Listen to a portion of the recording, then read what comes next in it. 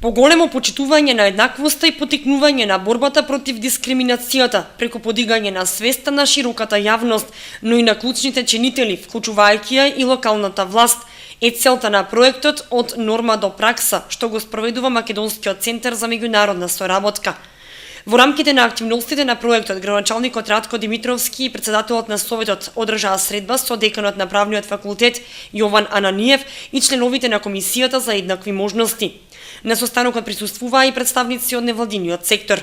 Се разговараше за анализа на постојните стратешки документи од аспект на недискриминација, вклученост и транспарентност во процесот на креирање на политики на локално ниво. Правиме анализа колку при подготовката на стратешките планови се внимава на партиципацијата на граѓаните и на цивилниот сектор во стратегизација на документите, нивното спроведување, нивното мониторирање и колку се внимава на аспектот на недискриминација, односно колку во тие стратешки документи на ниво на општина Кочани се внимава на заштита на правата на одредени ранливи категории на граѓани.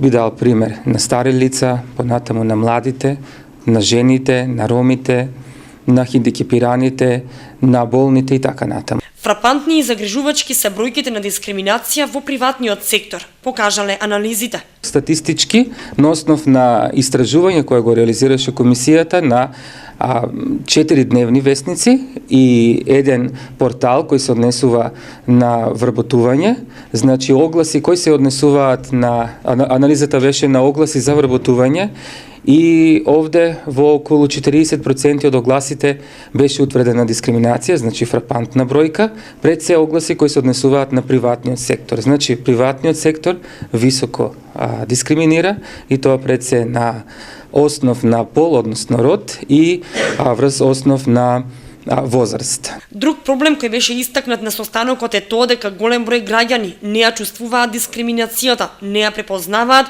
и затоа не ја пријавуваат. Други пак не можат да препознаат дека дискриминираат, бидејќи исто како и претходните не ја познаваат доволно. На општинско ниво, рече Ананиев, треба да се обрне сериозно внимание на лицата со хендикеп. Во однос на надлежноста на општината, потребна е поголема адаптација на инфраструктурата и јавните објекти, вклучувајќи ги и образовните институции, за да им се овозможи пристапност на овие лица.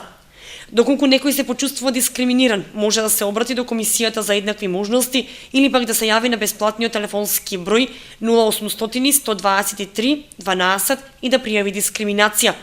На располагање им се и народниот правобранител доколку постои дискриминација во сферата на јавниот сектор, како и судската заштита.